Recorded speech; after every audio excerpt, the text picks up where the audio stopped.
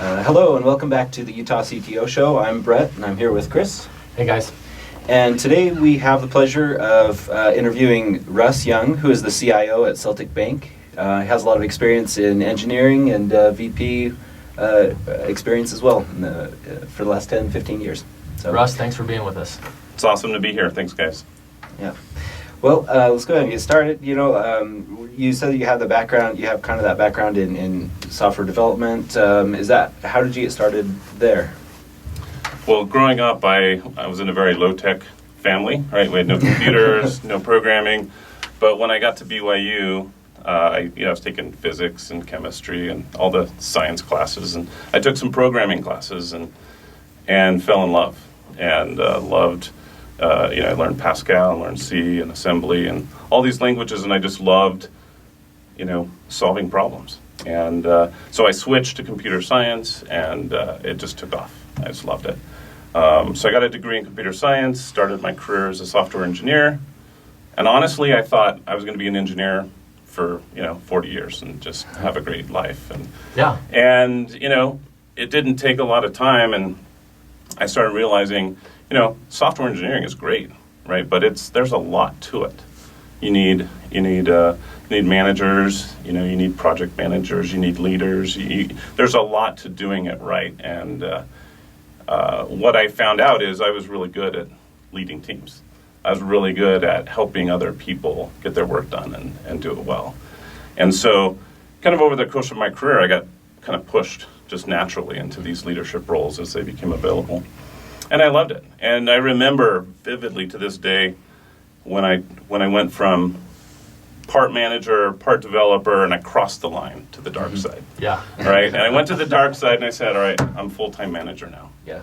And it was a little bit scary because I loved coding, but it also was super exciting because I realized I could help a whole team of people do this, and eventually teams of people, right. Build software, do good work, and help grow their career and help a company be successful. Mm-hmm. And I love it. So what's interesting is that one of the key themes that we have here at the Utah CTO Show is that we like to help engineers move into that management position. And the main reason, just personally and somewhat selfishly from Brett and I, is that it's difficult to find good managers in Utah. There's just not as many out there as we need. How do you, talking about yourself, but you've probably seen a lot of people as well move into management or help them get there. How would you, talk to somebody about getting into management and how to do that and the value or the benefits that they might see from that? I think it's, as they start their career and they can see that other people are leading, if they just have a desire to lead or to help out or to take on additional assignments, they'll find out if they're good at it, right? And, I've seen engineers and kind of help coach them along in their career where they can transition into a management role and be really good. And they never knew it. They had no idea. You don't go to school for that, right? You just learn it on the job. And I've had others that thought they wanted that, and they went and tried it, and they hated it because it's hard, right? And it's a skill set that's very different from software engineering. How did you know that you wanted to stick with management at that point, when you crossed over to the dark side? Well, I loved it. It basically just opened new doors, right? And so now instead of just building this piece of code or this software project or whatever, now you were looking at systems. Now you were designing big projects and you were solving big problems. And I love the scope of that, right? It's also a little scary, right? Because you can do it wrong. But if you surround yourself with really good people and then kind of get that team working on it, it's awesome. Yeah. So let's talk about management directly within an engineering department. How do you begin to measure success? Sure, and that's sometimes hard. There's a lot of different ways that to do it. It's not there's not one metric that's going to tell you is it working or is it not working. Right, yeah. There's a couple of different elements. I like to, if I can make sure that I'm helping everybody on my team be successful, like as an individual, then we'll be successful collectively, right? And so that requires that you have a relationship with that person. You care about that person. You know what they're good at, what their gaps are, and you're helping them fill those gaps, right? And helping them progress. Now, if everyone's being successful individually, then you've got to make sure you've got the process and everything in place so that the team collectively can be successful as well.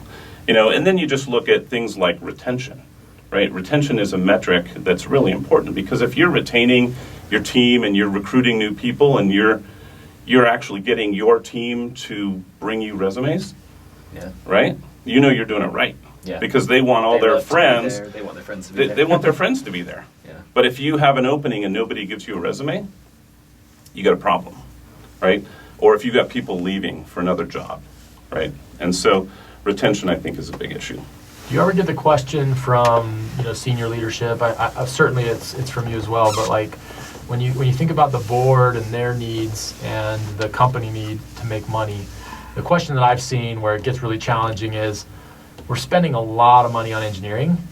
Are you as efficient as you can be? Are we doing things at a level that is going to make us successful long term?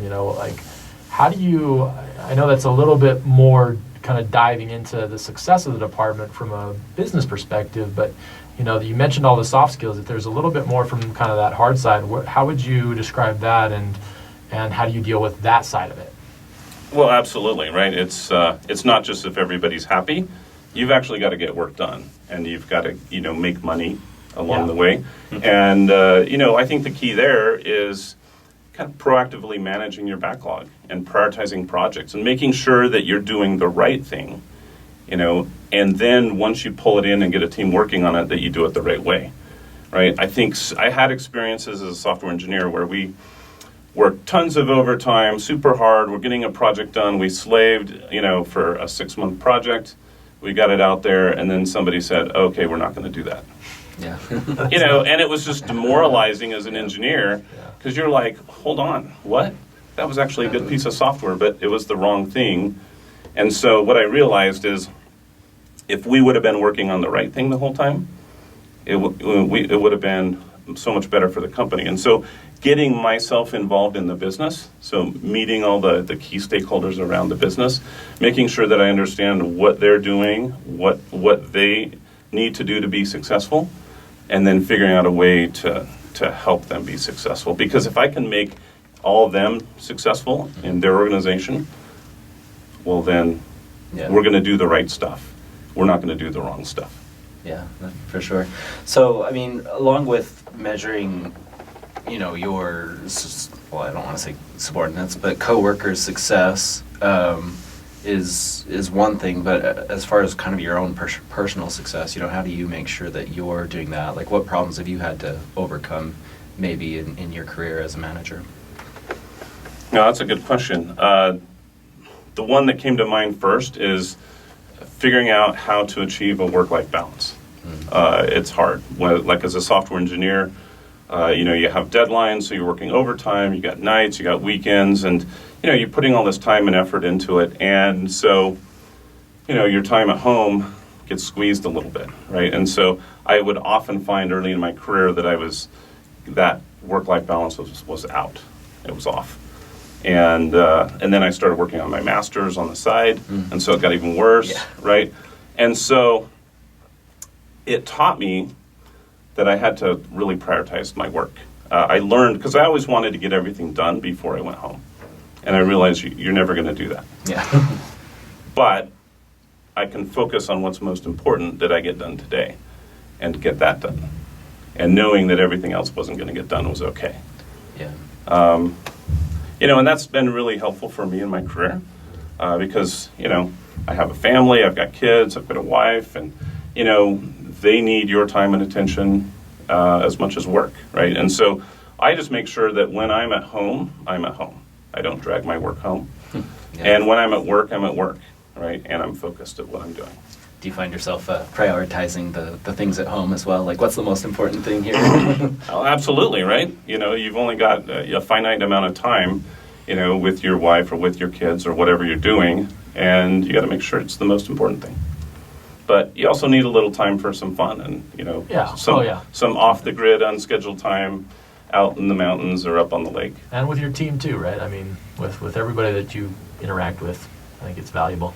It is, because you're not just working with software engineers, right? These are not robots, right? These are people. These are people, and they're all different. They've all got strengths. They've all got weaknesses, and part of the job is figuring out who they are and understanding them in a way and caring for them in a way that they're going to be able to respond and deliver the things that you as a company need to deliver. Yeah. So, I mean, it seems like when your work-life balance, when that's out of balance, there's definitely a lot of different symptoms of that. What would you say are some of the symptoms? When do you know that things are out of balance? You need to rebalance things or check yourself. Well, my wife and kids usually tell me. Yeah. Starts there. Yeah. That's awesome. Yeah, that's good. So tell me a little bit more about preparing for the role of CTO, right? So today you're CIO, you've been in various VP roles and CTO roles. How do you prepare for that? And we talked to our audience specifically a lot about how you become a manager, but we digging into how do managers then move into that CTO co-founder role. How do you do that? Well, you go to CTO school. Yeah. Right, and you get your CTO degree. Yeah. All right, but what that is just work, right? And you learn how to get stuff done. You learn how to be, not just a good engineer, but a good designer, a good architect, a good manager, a good project manager, a good communicator. You have to learn kind of the whole universe of everything that needs to happen to make it work well. And that's a huge skill set that's hard to get in just a couple of classes. Right. It only comes on the job. And so you're going to learn this on the job, but you have to kind of pursue it. You have to proactively go after it. It doesn't just fall in your lap. And so the way that you do it is you get stuff done. You take on projects. You figure out what the problems are, and then you go solve them, right? And you don't wait around for somebody else to do it. You actually just go get it done. Yeah. Yeah, and you'll have to excuse the construction noises we have going on right now. We're not trying to pull a trick on any of our listeners or anything. That is really there. This is like the second That is month in a row that happening. they've been having construction right on the other side of this wall. So let's talk about Utah Tech, right? What are some of your feelings about managing technology companies here in Utah? Well, I think this is the greatest place in the world to build technology. It's awesome because you're surrounded now by so many great companies that are doing so many innovative things and products, and that it's just inspiring, right? And so now, back in the day it was WordPerfect and Novell, right? Yeah, and that was it. I worked for Folio, right, which was a startup here, and then Digital Harbor, which was a startup here, and then now you're seeing just hundreds and hundreds of startup companies take off, and I think it's amazing. It's awesome because there's a really good spirit of cooperation here. People want to share ideas. People want to work together. I love what Silicon Slopes does as far as kind of incubating that and fostering that communication. It's fantastic. The biggest problem we have is hiring. Yeah. Right? Yeah. That's the same problem everybody has, right? The demand is really high, and the supply is not as high as we'd like it. Yeah. But I think the state is actually doing a lot of really proactive things to solve that problem long term. But the demand it continues to be high, right? But it makes it so that you pull in people offshore. You pull in people, we bring in a lot of people from other states into Utah, which I think is really growing the state. Our population is taking off. Yeah, so you bring in people in offshore. Do you typically try to have like a good remote work policy or flex schedule, or what are some of the other things you're doing to help alleviate that problem with recruiting? Well, you've definitely had to become more flexible, right, over time. And it used to be that you could sort of demand, hey, somebody's got a degree, somebody's in the office, somebody's going to work here side by side with your team. And that was a model, and it's a great model, right? You get a lot of great stuff done, but once you're sort of in a pinch for talent, you've got to be flexible. You've got to let people work from home. Some people need to work part-time. Some people, while they're going to school, right? Other people, you bring in interns, right? And that's a good way to bring in new talent. And then, obviously, offshoring it helps you fill in some of the talent gaps that you can't fill otherwise. So you mentioned interns, right? And young developers and kind of help grow that talent. I'm curious, from your perspective, what are some things that young developers, interns, anybody trying to get into the industry, what can they do that will help them grow their career? Yeah, well, it's all about learning, right? I mean, it used to be you had to go to a college, and you had to get a degree, and then you had to walk away with that degree to go get a job. Right. It doesn't work that way anymore. It's not the same. That's still a great route, but there's so many other ways now that people can learn what they need to learn with online tools. Right? So it's learning. It's learning what you need to learn. Jump in and whether it's an internship or part-time work, just jump in and learn and get some experience under your belt. I would just say don't get lazy and complacent. I see a lot of younger engineers that they sometimes they'll plateau. They'll get to a certain spot and they say, all right, I'm good. Yeah. But there's so many opportunities if they just continue to learn and continue to grow. The way that you do that is just you identify your skill gaps. What do I need to do? What do I need to know that I don't know? And then go figure that out and fill in those gaps and continue to grow. At the end of the day, I say be dependable. Right? If you say you're going to get something done, just get it done. Just do it, yeah. Right? It's frustrating when sometimes, younger engineers say, oh, I'll get it done, and then sometimes they don't. Right? And they haven't grown with that accountability yet. And so that's an opportunity to come in and coach them and mentor them and help them and because once you become that really dependable technical asset, then you become super valuable. Yeah. And that's going to have a direct correlation to your salary. Yeah, I wonder if we're talking about being dependable and doing what you say you're going to do, what happens for a young developer that gets in over their head and they just, I've done this before where this technical problem is much harder than I know how to even fix. What do I do then? Well, you've got peers, right? You've got a manager. I mean, I really like engineers that jump in and try to own something themselves and figure out the problem. But sometimes, if they're spinning their wheels too much, they just need to ask for help. Yeah. Absolutely. And I love trying to create a cooperative, collaborative environment where engineers are actually helping each other. They're on the same team, for heaven's sakes. Yeah. Right?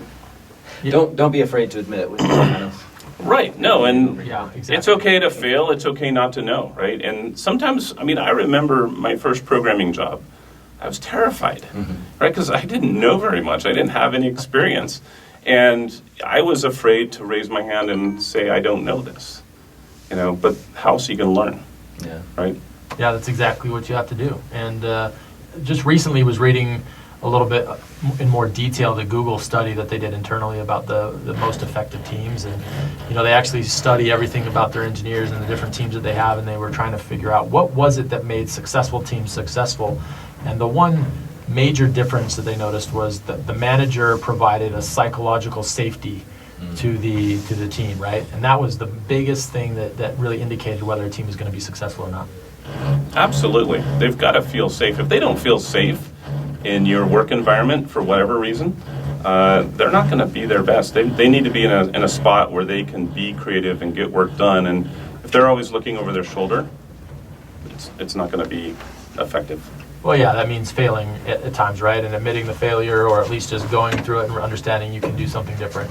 And I think that there's also another area of, maybe you've seen this as well, but, if an engineer gets to a place where, listen, I'm stuck, or I feel like I'm in over my head, or I don't want to fail, and they sort of plateau at that point, like, sometimes getting away and just taking a vacation can help, And I think having, as you mentioned in the beginning, that relationship where you're in a place as a manager where you can identify that and help them see that and say, hey, here's some value. Go take a vacation, take a couple days off, and then let's come back and code. Because a lot of the best engineers that I've had that have gone through that experience where they're sort of stuck, and then as a manager, you let them take some time off. They really appreciate that and come back in a lot of cases doing some exceptional work.